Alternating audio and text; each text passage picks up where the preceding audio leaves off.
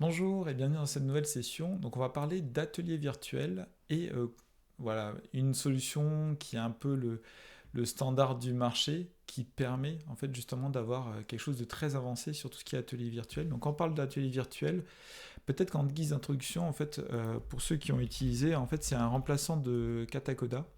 Donc Katacoda, c'était une solution en ligne qui permettait de fournir à tout à chacun des ateliers où on suivait. Malheureusement, ça a été arrêté par Aurélie. Mais voilà, c'était ce type en fait d'interface qu'on avait. Donc on avait des instructions à gauche, on pouvait cliquer dessus, et à droite, on avait des terminaux qui permettaient de faire des actions sur un environnement qui était vraiment dédié. Donc on n'était pas sur la machine, on était vraiment un environnement dédié. Donc très intéressant. Donc malheureusement, ça a été arrêté.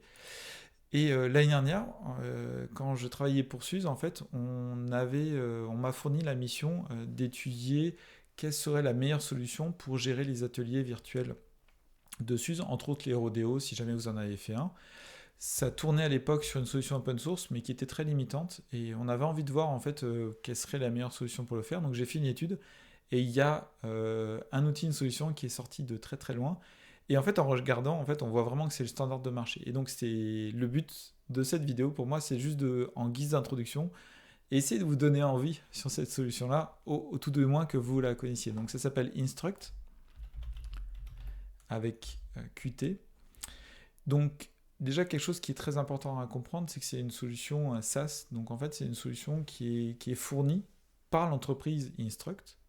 Et donc, c'est quelque chose qui est en ligne. C'est pas quelque chose qu'on peut installer sur une infrastructure ou le faire marcher sur notre machine. C'est vraiment quelque chose qui va marcher comme github.com par exemple. L'idée c'est que on peut faire une demande et avoir un compte, et on peut même expérimenter en fait de manière gratuite avant d'aller plus loin. Donc il y a le site qui est bien fait, il y a la documentation qui est vraiment voilà, la source de référence si vous voulez avancer dessus. Il y a une chaîne YouTube. Voilà, il y a ce qu'il faut en termes de formation, mais c'est pas le but là. Le but c'est que je vous présente très très rapidement cet outil-là. Donc juste à quoi ça ressemble le site. Voilà, il y a différents éléments, et il y a quelque chose qui peut être intéressant. Voilà, pour confirmer ce que je viens de vous dire, c'est regarder les clients en fait. En sachant que ça c'est qu'une liste très restreinte, mais en fait si vous regardez, il y a vraiment quasiment tous les plus gros sur la partie de fournisseurs de logiciels, donc les vendeurs de logiciels qui utilisent Instruct. Donc c'est en fait, moi je ne connaissais pas il y a un an pour être honnête, il y a un an et demi je ne connaissais pas. C'est grâce à un collègue et un ami que j'ai pu découvrir ça. Et quand je l'ai évalué, de très très loin, c'était la meilleure solution que j'ai trouvée à l'époque par rapport aux autres. Et c'est extrêmement enthousiasmant. Moi, ça a vraiment changé le cours de mon année, voire potentiellement de me dire, ah, j'aime vraiment bien travailler sur ce type de contenu. Donc vraiment une super solution. Et voilà, pour vous montrer rapidement à quoi ça ressemble. Donc là, voilà, qui dit ça, donc c'est une interface web. Et là, j'ai mon organisation sur laquelle je suis admin, donc j'ai accès à toutes les fonctionnalités, en sachant que, un peu comme tous les logiciels, toutes les solutions, en fait, on peut donner accès à toutes les personnes d'une organisation avec des droits différents pour éviter de casser ce qu'il ne faudrait pas, et pour que les personnes aient les bons droits par rapport aux bonnes actions qu'ils doivent faire. Donc là, moi, je suis admin, donc j'ai accès à tous les droits. Donc on peut voir des droits très avancés. J'aurai plaisir à vous parler de toute cette fonctionnalité si jamais ça vous intéresse, donc n'hésitez pas à mettre des commentaires.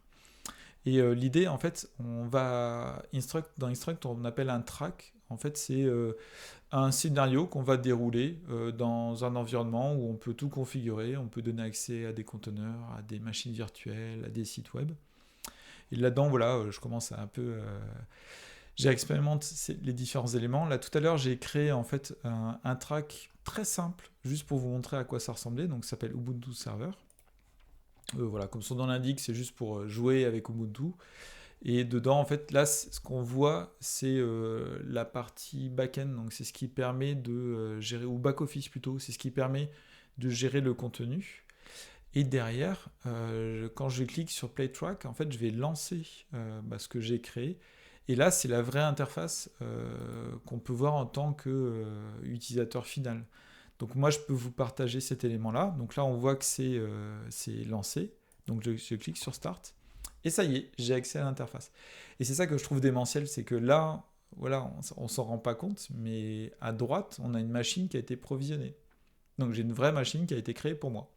Et si demain je vous donne accès, bah, en fait, tout à chacun, c'est pas une VM qui est partagée pour tout le monde. C'est moi, dès que je lance un track, par rapport à ce qui est configuré, donc là j'ai mis qu'une VM, il y a une VM qui est créée sur laquelle en fait on peut exécuter des commandes. Et c'est ça qui est génial, c'est que c'est pas sur mon ordinateur, c'est pas sur quelque chose de partagé, c'est sur quelque chose qui est extrêmement contrôlé. Donc je suis sûr que ça marche, parce que moi j'administre, je sais exactement ce sur quoi je tourne. Donc en tant qu'utilisateur, ce qui est génial, c'est qu'on sait qu'on va pas avoir des erreurs qui sont liées ou j'ai pas besoin d'installer plein de choses, j'ai pas besoin de galérer à faire marcher ça sur mon poste. Je sais aussi que c'est contrôlé, donc je vais pas avoir des erreurs aléatoires. C'est quelque chose qui va marcher. Et en tant que créateur de contenu, en tant que formateur, ou par exemple si je fais un événement en ligne, bah, je sais que ça va marcher, pareil, parce que c'est tout contrôlé. Et j'ai pas non plus à galérer, à expliquer les outils, à installer, tout ça. Donc tout est contrôlé. Et ce qui est bien, c'est que, bon là moi je le mets à gauche, mais certains peuvent le mettre à droite. J'ai les instructions. Et là encore, ce qui est génial, c'est que les instructions, c'est écrit en Markdown. Donc c'est standard, c'est très agréable à utiliser. C'est versionné dans du Git. Donc pareil, c'est génial quoi. Quand on fait de l'open source, forcément on est, on est amené à faire du Git, à créer, à travailler sur du README. Donc c'est quelque chose, il n'y a pas de montée en compétences en tant que tel, parce que là c'est du standard Markdown, standard Git, donc tout est bon. Et derrière, bah, je suis capable de créer un atelier virtuel, versionné, contrôlé, qui utilise voilà, tout ce qui se fait de mieux. Et là, ce qui est top, c'est que je clique dessus et hop, j'exécute une commande. Là, c'est tout bête, hein. Je vous montrerai des cas beaucoup plus avancés, mais rien que ça, c'est déjà génial. On peut expliquer des choses, on peut lancer une de commande, c'est accessible à tous, et en même temps, on peut aller très loin dans des concepts. Et il n'empêche que derrière, je peux faire des choses, je peux faire plein de choses, quoi. Et l'idée, en fait, dans un track, c'est qu'on va faire avancer l'utilisateur. En plus, je vous expliquerai, il y a des fonctionnalités un peu avancées, mais ce qui est assez génial, c'est que là, c'est vraiment un support de formation, c'est un support pour des ateliers en ligne, des ateliers en présentiel. C'est vraiment quelque chose de contrôlé pour amener la personne à suivre un cheminement logique. Et là, dedans, bah voilà, ici, par exemple, je peux installer le runtime. Donc, on voit, voilà, c'est tout comme si je le faisais sur mon environnement, sauf que bah, je ne pollue pas mon PC, j'ai pas besoin d'installer des choses sur mon PC, et je suis sûr que ça va marcher.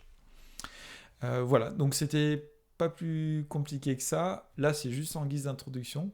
Moi, ce qui me ferait vraiment plaisir, pour ceux qui ont la patience de regarder toute cette vidéo, c'est de mettre en commentaire est-ce que ça vous intéresse, et si ça vous intéresse, je peux faire plein d'autres vidéos sur la création d'un track, sur les fonctionnalités avancées.